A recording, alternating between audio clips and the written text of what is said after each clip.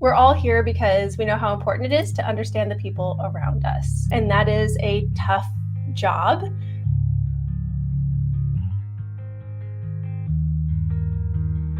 Welcome. My name's Kim. I am with Luminoso, and today we're going to be going over the first part of our Stories Are Everywhere series, where we focus on human resources, people analytics. So we're going to focus primarily on approaches and techniques that we use to collect storyful data. Once you're in an HR role, you protect the company from lawsuits, from discrimination, you improve productivity, you pull in top talent, you let go of poor performers, and you improve the company's bottom line. And that is a tough job.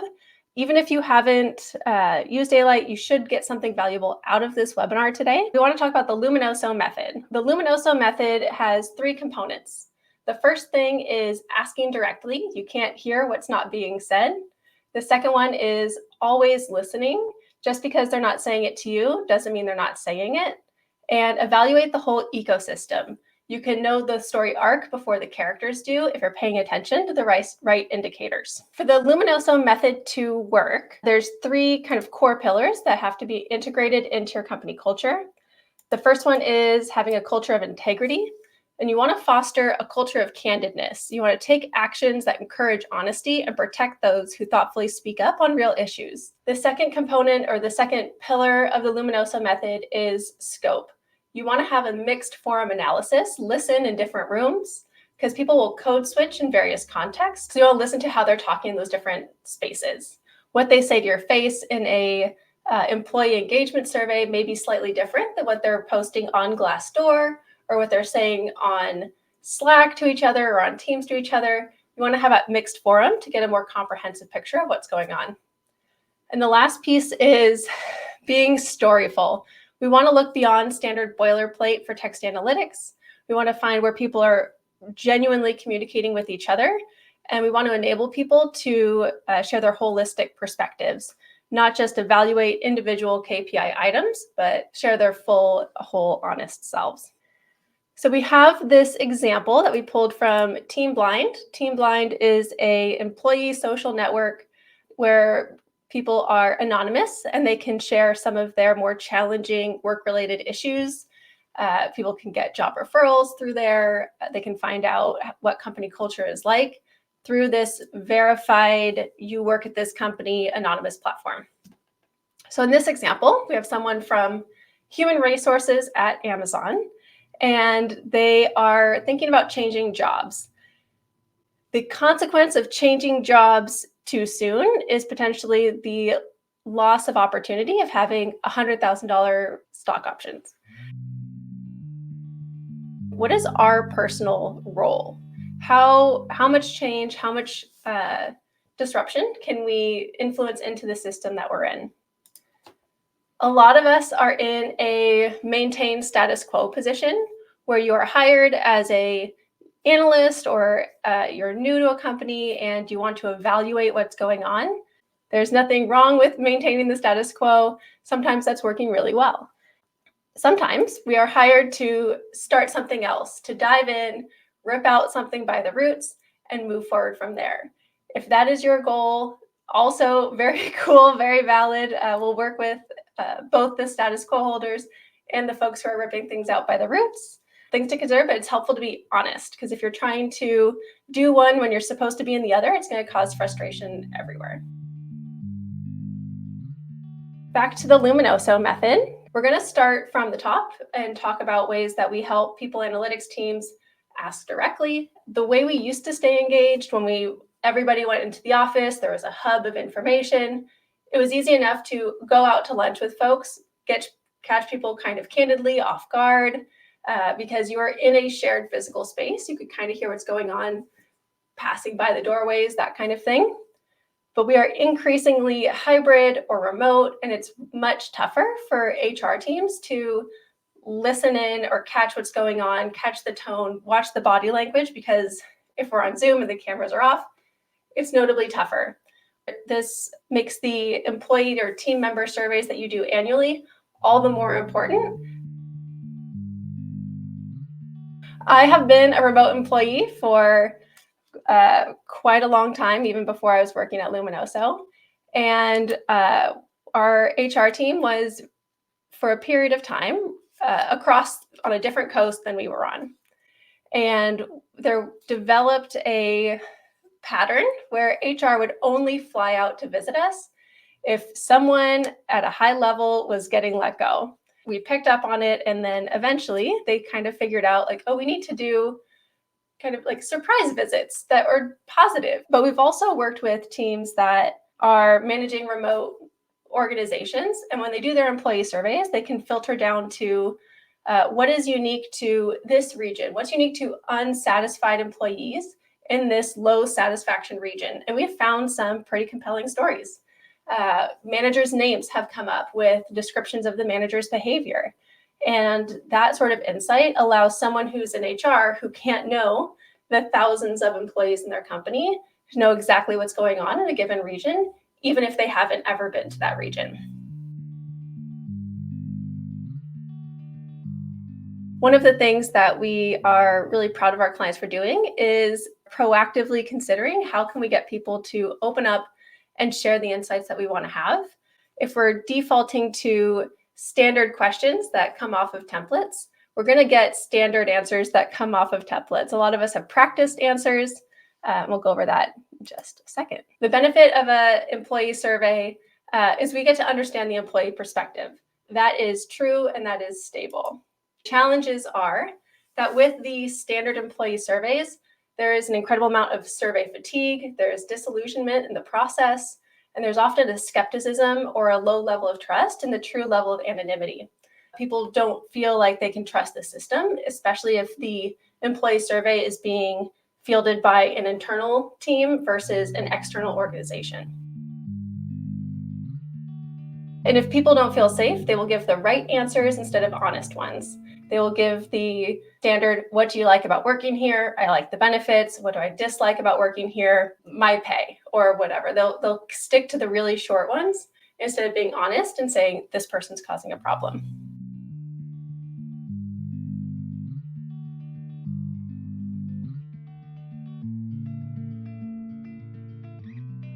So if we focus on the pillars of the Luminoso method, in the integrity, the scope, and storyful, in the standard template from gdoc.io, they had a standard employee survey, and their open-ended prompt was, please list additional areas of improvement you would like to see within the company. A reciprocal level of effort to this question benefits hours communication. They are areas of improvement you would like to see, but there's not much description, and there's not an expansive explanation on the scope or why these would be improvements, anything like that. A culture survey with an organization that had significant problems with their outcomes. They were trying to figure out how to improve the culture of the district to improve these student learning outcomes.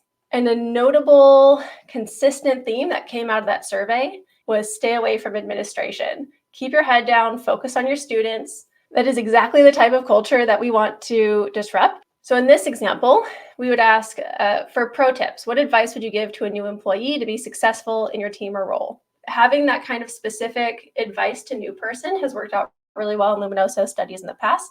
If you want to see how it's worked for the neighborhood study, the advice to new neighbors was very, very storyful. You can see how people actually respond to this question if you sign up for the Luminoso Daylight trial. Another prompt alternative that you can use, asking about changes for the better. What changes would improve your quality of life as an employee, and in what ways would it be an improvement? Which allows them to make a case for this change. They're not just asking for the categories of improvement, but it's asking for the business case why we should make this change.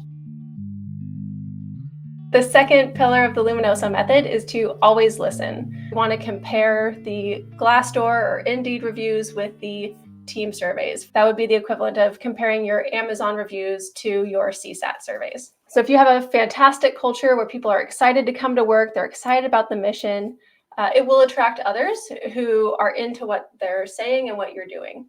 Occasionally, Glassdoor will have kind of like a ghost haunted house feel, where perhaps there was a peak of activity on Glassdoor and then it's kind of faded away. Perhaps this is due to a leadership change or something like that. So we're going to check out some things that might motivate employees to post on Glassdoor. What may motivate unhappy employees to write a negative review is pretty intuitive. I think we see this on Glassdoor quite a bit, where maybe they feel mistreated, but they want to help others by warning them about how bad that organization is. And they hope that maybe the organization can be redeemed, and they feel a sense of relief by venting their frustrations. Makes sense. On the other side, the more desirable option is we want to see happy employees write positive reviews. The motivation for writing a positive Glassdoor review here would be the employees understanding that attracting strong members to the team will help us solve our problems more effectively and meet our company goals. Now, there's two other sections or two other motivations that I think are less intuitive to a lot of folks because they jump to the first two conclusions and take Glassdoor as what it is.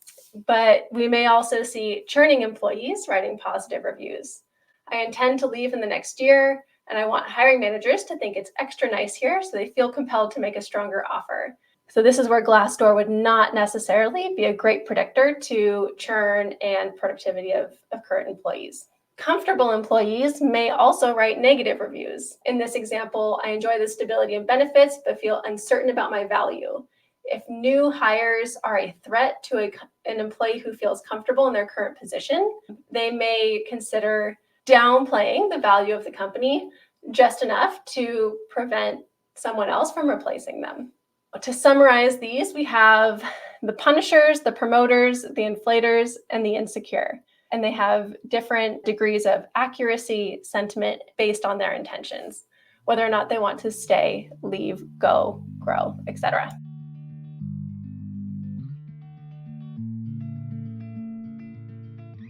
There are platforms available where you insert your employee data, and based on who you've promoted before, they will identify folks with similar characteristics to promote in the future. In July of 2020, Will Douglas Haven wrote a piece for the MIT Technology Review about predictive policing technologies following the death of George Floyd. In the article, there were two types of predictive policing. There's location-based things that take into account events and how that relates to historical crime rates. Like if there is a sports game, then there will be an increase in crime of this type in this area. The second type is a person-based tool that takes into account how likely is that person to go back to jail after they've been released. But because of the bias within the policing system and who's most likely to get pulled over or confronted by police out in the public, that leads to the recidivism rates later on, which resulted in a biased algorithm. If you're using platforms that automatically digest performance reviews using promotion history, be careful, because based on who's been promoted in the past, it may not have had a de-bias factor in it. How do we learn the company culture story arc before our characters do? Before they are aware enough to put it in the employee surveys, before they're aware enough to post it on Glassdoor. Don't rely solely on manager opinions evaluating employee performance. What we can do is we can digest performance reviews in Daylight. And what Daylight does is it will compare subset A to subset B, looking for unique language. We can see what language was used to describe male employees versus female employees or non-male employees. Ideally, if the other factors like the position in the company are the same, ideally that language would be similar to identical. Customer service agent should be friendly regardless of gender. Organizations with detracting factors pay a premium to recruit and retain top talent. If I like the company that I'm in, like nonprofits notoriously pay a measly amount compared to some private enterprises, people work there because they feel good about the cause. If they are working for a company that they disagree with, they may require additional compensation. You can pull Glassdoor reviews for other local employers and see what terminology people are using when they describe what companies they like or what they're attracted to. Exit interviews are often kind of ignored, like this person is already leaving. Really standard questions that people ask, is there anything we could have done that would have convinced you to stay? The canned answer to that canned question is no, because if you could have done something, you would have done it, and obviously I'm leaving. Instead, we would recommend asking, what are you looking forward to most about your new position? That looking forward to question tells you what you're missing in your current organization. Listen to your canaries. Listen to the people who are willing to speak up, respond accordingly, and the folks who are feeling less safe or less transparent, they will benefit from your response to those people who are telling the truth. And take care of your flock. Listen to what they need.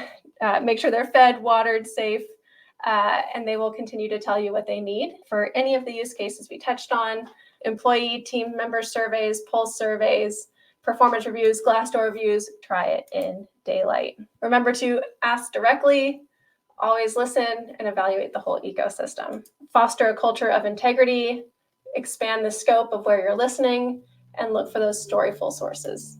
Check out luminoso.com. You can email us at info@luminoso.com. Subscribe to our newsletter, subscribe to our YouTube channel, check us out on LinkedIn.